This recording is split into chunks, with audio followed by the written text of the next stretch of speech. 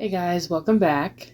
I am currently back at home. I know, very exciting. Also, we're having some microphone problems still, so we're back to the old one. Already explained this. Did I? I don't know in what order videos of mine are coming out anymore. I filmed something right before I moved out of my previous place and came here for the summer, but I don't know if that's going to come out before or after this video, so I'll just explain it both times. So everyone seemed to really enjoy my video on Sounds Good Feels Good, which is really great. I'm very glad that that's the case. So I thought as a little bonus, I would talk about Luke Hemming's solo project, considering the new EP, LP, whatever it actually is, just came out a few months ago at the time of me recording this. I don't want to alienate anyone who likes my decom videos or anyone who likes my 5-sauce videos, so I'm just going to make this tiny little part and then we're going to go back to talking about Disney Channel because I can't not. But yeah, I just thought this little fun video to come out would help, and also because I'm a bit off of the schedule I'd made for myself. I like having a YouTube schedule, it keeps me centered, but because of a bunch of things that have happened in my life, we're a little bit behind schedule, so this is kind of going to redirect us a little bit. So yes, we're going to talk about Luke Hemming's solo career so far. If you guys want me to do the same with Ashton, just let me know, because I know Ashton Irwin released Super Bloom and is currently working on another project, so as soon as that next project comes out, I'll make a video about it. Sure, why not? So yeah, without further ado, let's just get talking about the music. Pretty sure in August of 2021, Luke announced that he was going to be releasing an album and also released a song. Starting Line was the first official single, and then a little bit later on, we got the album, When Facing the Things We Turn Away From. A very, very long album title, but that's fine. Here it is. I already have it set up to read the lyrics, so it's a bit awkward holding it, but I have it on CD. Like with every 5-sauce related project since Sounds Good Feels Good, I have sat on the floor with a notebook and pen in hand and listened to the album the night that it dropped. And that was no different for the solo projects as well. But I think the listening experience that really enhanced this album for me was when I got the CD. I got the CD for Christmas. With one of my friends got it for me. I'm pretty sure it was one of my friends of the channel who we rant about My Babysitter's a Vampire with. Did people actually watch this? Yes! I'm pretty sure one of them had got me this CD for Christmas, and we didn't get to meet up until New Year's. So New Year's Eve, we opened our presents. I'm like, oh my gosh, the Luke solo project, yay! And then the morning, and by morning I mean 4 or 5 hours later, we're all a bit, New Year's hungover, and I was making breakfast, and I was like, I'll just spin one of my new CDs that I got today. So I listened to this album maybe 4 or 5 times in a row, just while cooking breakfast and trying to clean up all of the confetti off the floor. Something I should say right away is that a lot of Luke Hemming's music is very sad. There's a lot of sadness in it. So I have a list, I have a little notepad of the topics I want to discuss for this album, and I'm just going to read them out, and if any of these are a bit too much for you, then maybe just skip the video. Loneliness, self-loathing, apathy, mortality, love/sadness, drug use, and loss of innocence. So, sounds like a real party, doesn't it? So as for When Facing the Things We Turn Away From, this is a very meaty project. It really unfolds itself in front of you. And I would say the general themes of loneliness, apathy, and self-loathing, a lack of sense of self, are all things that seem pretty obvious when you understand the context of the album. It came out in 2021 and was written throughout 2020 alone with one other person because of reasons that we all know about. Luke has said in interviews that the whole reason why the album was written was to sort of figure out what it sounds like to be a solo artist, because they had always written music with the whole band as 5-sauce. Listen, I love this CD. I think it's great. I love all of the art design on it. The back, I can't read anything off of this. I can't, my light is blocking it. Oh, you can see the reflection of my camera. Whoa, how meta. I don't know if you can see the words there, but it's bad. It's bad is what it is. So blame the graphic design if I get this guy's name wrong, but I'm pretty sure it was Sam White who produced and wrote pretty much all of the album with Luke Hemmings. There are also writing credits for Sierra Dalton, who is Luke's wife. Wasn't wife at the time. I think they were just engaged when this album came out, but now his wife. I don't want to spoil anything from my upcoming series about Five Sauce because we're still at Sounds Good Feels Good currently, but a common theme of loss of innocence and losing your childhood to something is a common theme in this album and in a lot of Five Sauce 5. The first song on the album and the lead single's starting line echoes this pretty well. I wake up every morning with the years ticking by. I'm missing all these memories, maybe they were never mine. I feel the walls are closing, I'm running out of time. I think I missed the gun at the starting line. There's a lot of numbness to this feeling of loss of innocence as well. Again, the word apathy, I think, is the best description for it. A general definition or meaning of the phrase apathy can be a lack of feeling, emotion, or sense of urgency for things. An easier way to kind of think of it is the sort of antithesis of empathy, the way that the word is structured, right? In the song Place of Me, which is one of the saddest songs ever written, it uses the word directly. Call me in the morning, yeah, I'm sorry that I let you down. I'm so apathetic, it's pathetic, but I need you now. Again, there's a lot of loneliness, feeling separated from not only yourself, but your own life, and the loved ones around you. A lot of Sounds Good Feels Good and Youngblood are about being sad while having the good time. Versus the later albums like Calm, Five Sauce 5, and then Luke's solo stuff are about still being sad even after the good time is over. You're no longer going to those monstrous parties, you're just living in a state of contentment, yet those feelings don't go away. There's also a lot of reflecting on drug use in this album, and I quite like these elements of this album a lot. Songs like Baby Blue, which is one of the songs written with Sierra, has some very fun lyrics. If anything on this album can be described as fun. The phrase baby blue being like a sort of, I think, a double entendre in the sense we're referring to the fact that he has blue eyes. Maybe someone called his eyes baby blue. And then also referring to like a pill, which is usually sometimes a baby blue color. Also the idea of seeing someone's eyes and knowing that you can dive deep into them, you know, that kind of metaphor of like eyes of an ocean, but then deciding, no, I don't want to do that because then I'm going to think too much. Cool baby blue, drown in my eyes, so it seems, but I don't want to dive too deep, or I'm never coming back, never coming back. Lungs fill with smoke, letting my head fill with dreams. I'm hiding in a living sleep, and I'm never coming back, never coming back. A lot of repetition, that's a very common thing you'll see in a lot of their lyrics, and just in music in general. One thing that I forget when I'm reviewing music lyrics versus actual poetry is that a lot of the time the repetition is for the catchiness of it.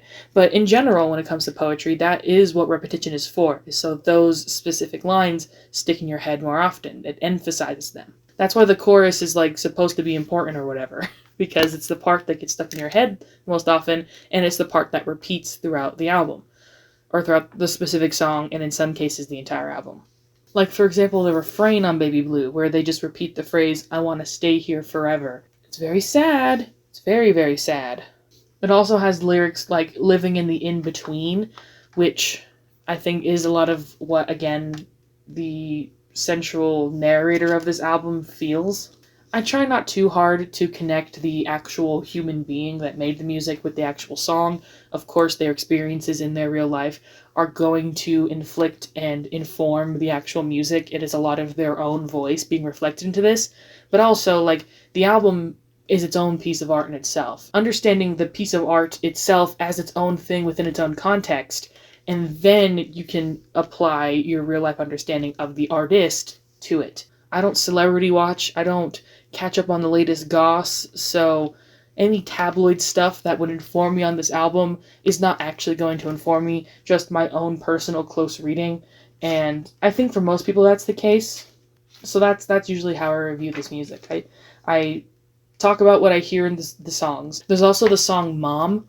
I'm not Australian. I'm not going to embarrass myself and call it Mum the entire time. It's Mom. Both of Luke Hemmings' solo projects so far have songs about his family, or about the idea of family, in the current situation of being a successful person. I like the universality of these projects to where, yes, it can apply to a famous celebrity musician, but it also can apply a lot to just somebody who works in a high paying job who is far away from their family, which, even in that sense, can connect to a lot more people who don't have that specific description of their lives. The chorus is what really hit me on this song. I'm so heavy, jump into my ocean, can't you see me sinking? Love the fear of falling. Don't you know I'm too young? Can't hear me calling you. Nothing hurts me now.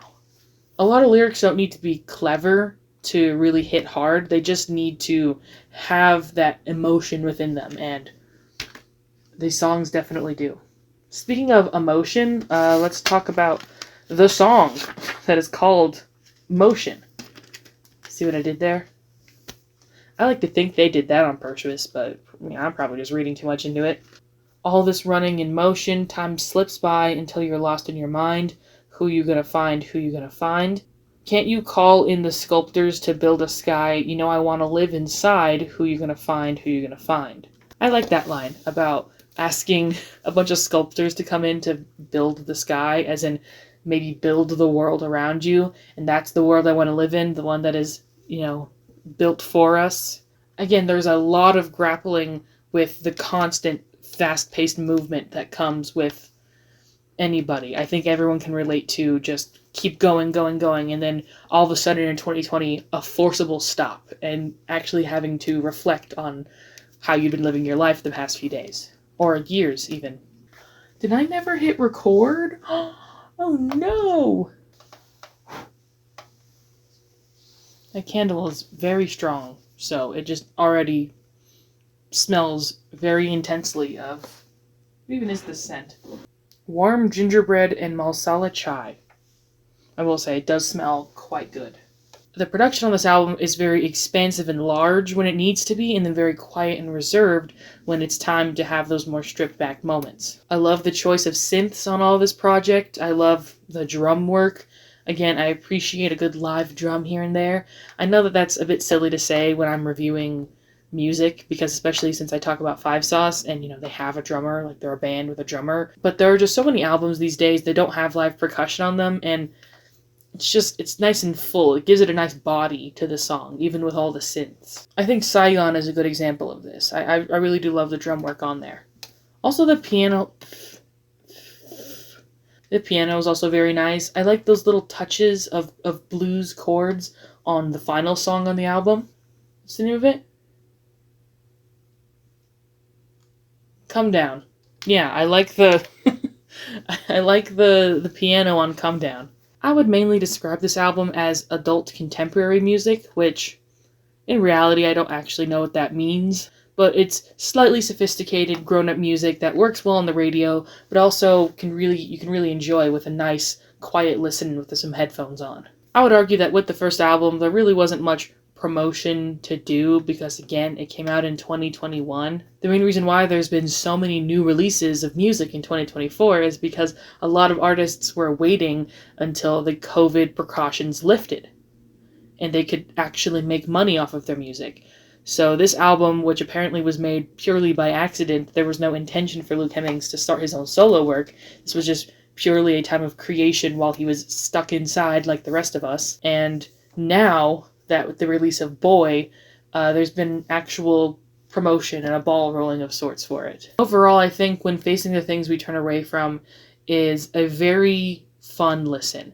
By fun, I mean I like unpacking all of the lyrical material and expansive sounds that are available on it. Not like emotionally fun. Emotionally, it's a bit of a taxing listen.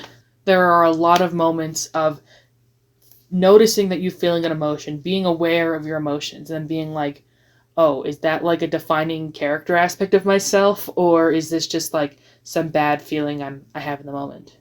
And I think that's such a unique angle, and it's such a unique element to include in a song. I feel like I don't see that as often. Like that confusion of, is the way I'm acting right now actually just who I am, or am I just behaving in this way because of this, or this? And I think that's pretty cool. It's a really interesting thing to explore in music, and I'm glad that that happened on this album. So now let's fast forward into 2024 with the release of Boy. I'm going to call it an EP. I think anything under 10 tracks is not an LP. That's honestly just personal opinion. So it's an extended play because it's not a single with an A side and a B side. It's not as long as an LP is, which again, I think should be 10 tracks, 5 on each side. It is in fact an EP, an extended play.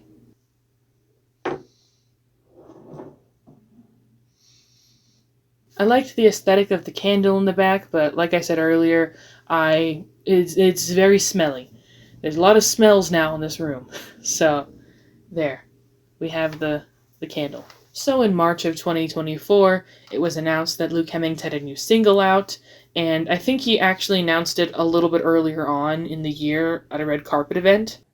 Yes, I'm making some new songs for me, some new solo tunes that might come out at some point soon. The magic word. All the fans were making jokes because once the 5 Saw Show tour was done, they were like, see ya in a few years, and then like 2 months later, they were like, new music, by the way, from 2 out of the 4 members. And apparently a Callum Hood solo project might be in the works right now, and like my brain is freaking out. So, I mean, for 5 Sauce, yeah, it'll be a few years, but for the individual members, apparently just every day, new content, and I love it. I appreciate it. So the lead single for Boy was a song called Shakes. This is one of my favorite songs of the year so far. It's so good. Sorry, I couldn't help myself. And then about a month later, we got Boy. I appreciate the Zach Sang interviewers for pointing out the fact that the first album was like the longest title ever, and then the next project, which is an EP, is like 3 letters. I haven't talked about the titles in a little bit, so let's talk about the titles, I guess, before I get into the tracks on Boy. When Facing the Things We Turn Away From is a pretty self-explanatory title.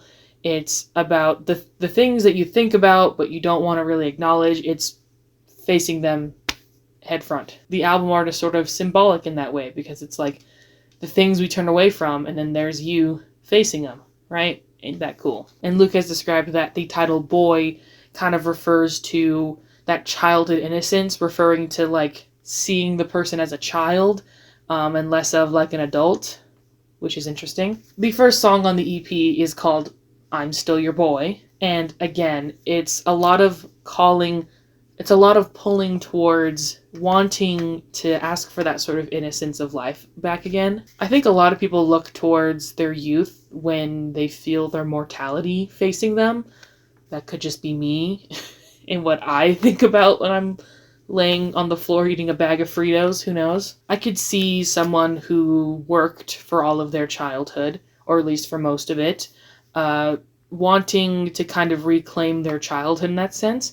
And so feeling like a boy instead of like a man, it could be a way of doing that. Also, specifically within the context of the song I'm Still Your Boy, there's a lot of more mature and kind of scary adult things that are happening that the narrator of the song is describing they have done to people.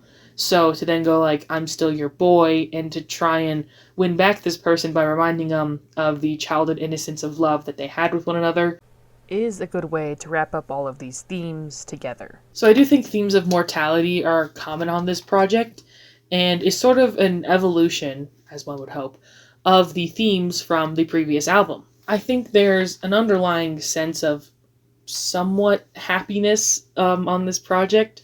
I know, crazy to think about. It's like your life is generally happy, but in certain moments the sadness can really come back, and then that is what a lot of these songs are channeling. Apparently the context of this EP being written were the quiet, alone moments one gets in hotel rooms or on a plane or just like sitting alone in a public park feeding crackers to the birds. Also, yes, I do realize I have a major coffee mustache in the entire of this video. Please ignore it. I did not realize it was happening, and I'm very embarrassed. That sort of thing that happens when you've become a grown-up, where you're like, who am I?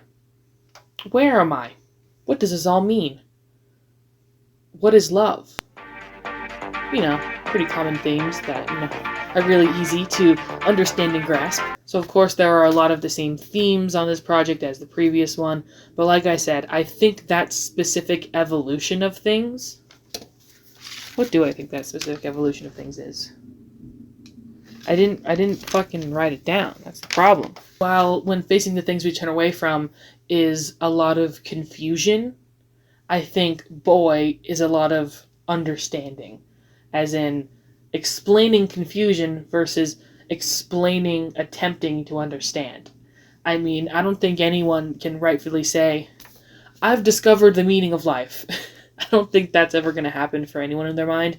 And if they do, they're probably in like their 80s or something. I don't know. It's not really something you hear a lot of songs about because it's not really something a lot of people reach in their lifetime.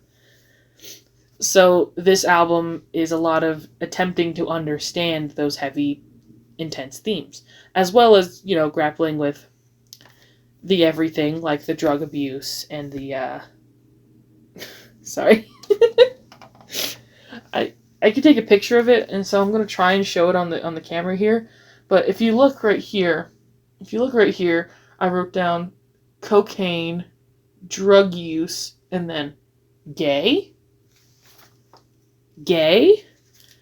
The first time I heard Shakes, and he said, boy, I just want to be yours inside your dreams tonight, I was like, no, that's just my own personal reading. And, you know, it's not invalid, it's definitely a reading. I think boy was just being used as like an explanation, like, boy, I just want to be yours. I think that makes more sense within the context of the song, but hey, it could be gay. Who knows? Songs like Close My Eyes can have two meanings, as in not wanting to just let life pass by you while your eyes are closed, which I think is like the main conceit of the song, but also the idea of not wanting to shut your eyes to maybe the more scary parts of life, or the things that are a bit more complex, because it's very easy to just live a life of ignorance and simplicity. It's really easy, actually.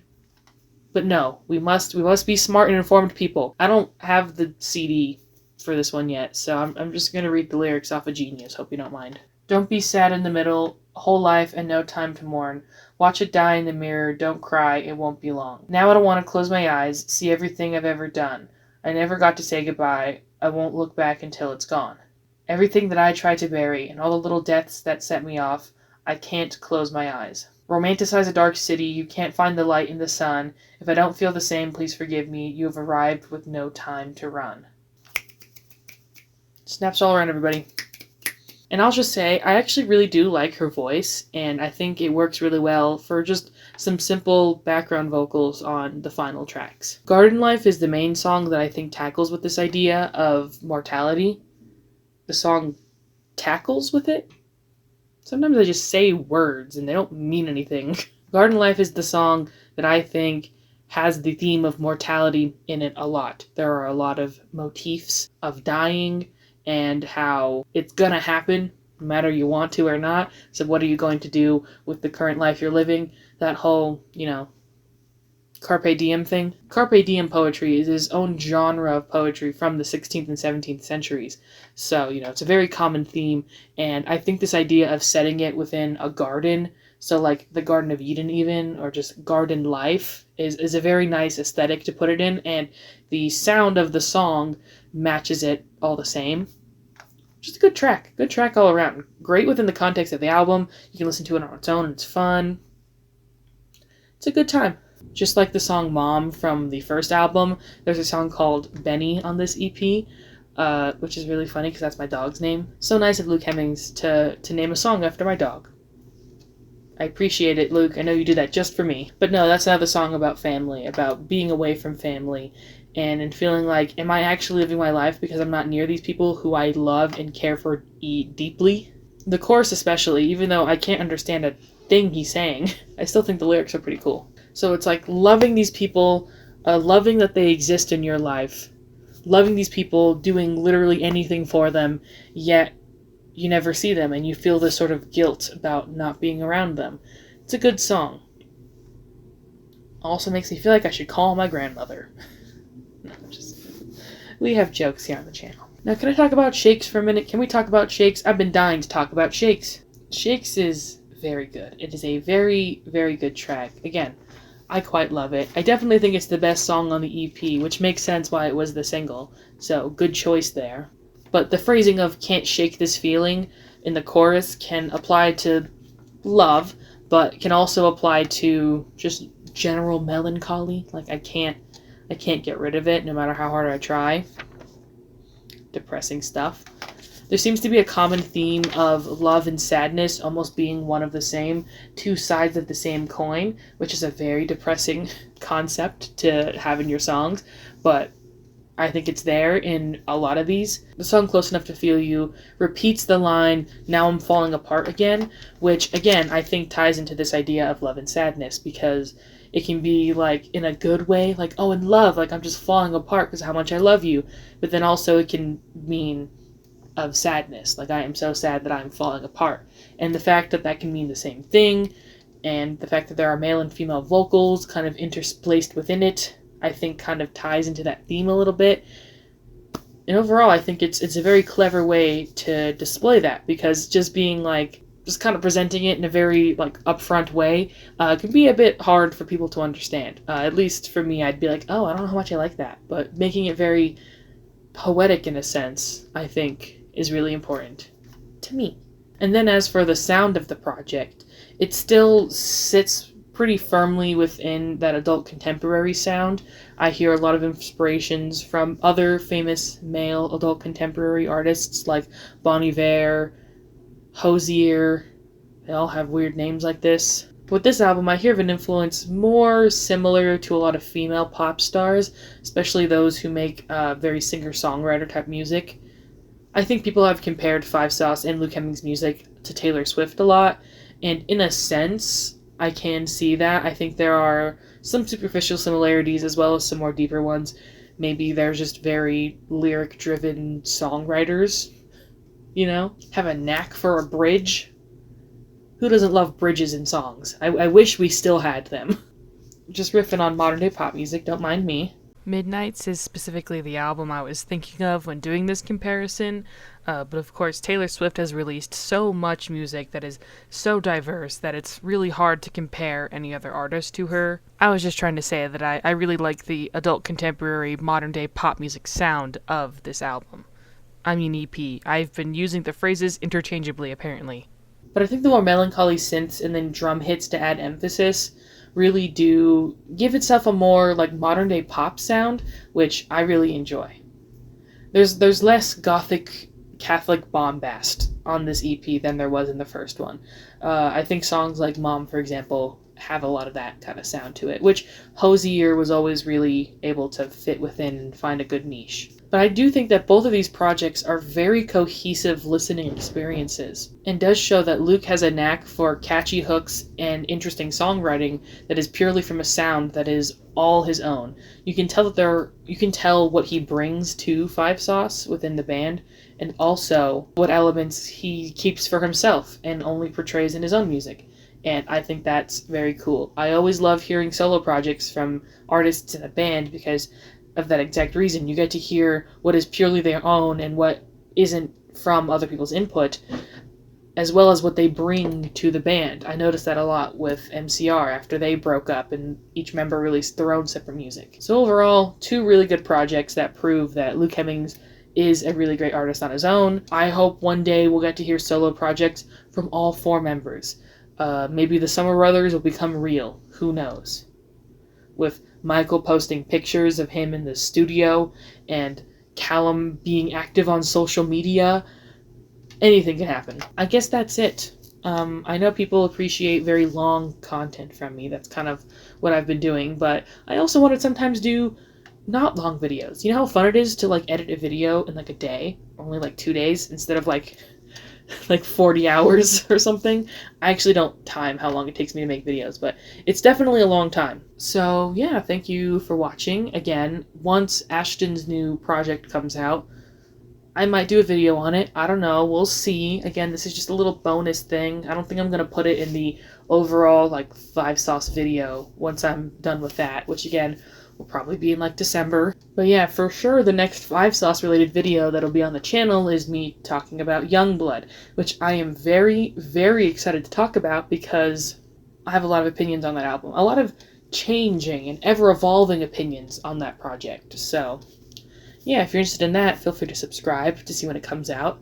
Again, I don't just talk about 5 Sauce or just talk about music on this channel. I mainly talk about Disney Channel because that's one of my weird special interests. I'm currently working to a video where I rank and review every Disney Channel original movie, so I'm talking about other DCOMs in between that I want to spend more time on. So for sure the next actual video that'll be coming out on the channel will be about Geek Charming because I, for some reason, have a lot of opinions on that movie. Actually, after further evaluation, I'm pretty sure the next video will be our 800 subscriber special, which I cannot thank you guys enough about.